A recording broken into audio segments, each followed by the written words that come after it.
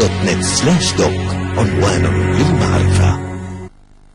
أهلا بكم إلى هذه الجولة في آخر وأهم الأنباء من الجزيرة مباشر مصر.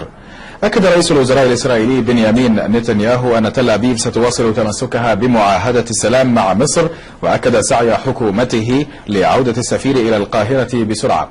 وفي كلمة ألقاها اليوم في مؤتمر صحفي عقد منذ قليل، أثنى نتنياهو على الدور المصري، وبالتحديد ما قاله وزير الإعلام المصري بخصوص محاكمة المتهمين باقتحام السفارة.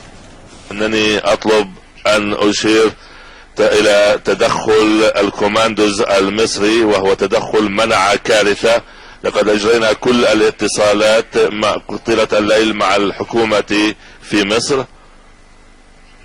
واعتقد ان لكل الاطراف كان واضحا انها الدفاع عن سفارة اسرائيل وعلى السفارات بشكل عام وعلى سفارة اسرائيل بشكل خاص هي جزء لا يتجزأ من دور الدولة السيد.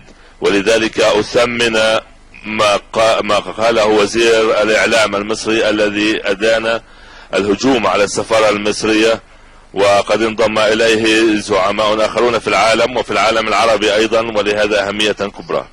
اسرائيل ستواصل تمسكها باتفاق السلام مع مصر، فنحن نتحرك سوية مع الحكومة المصرية من اجل اعادة سفيرنا بسرعة الى القاهرة.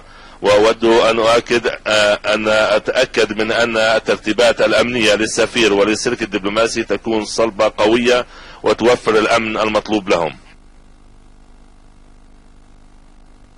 أكد وزير الخارجية محمد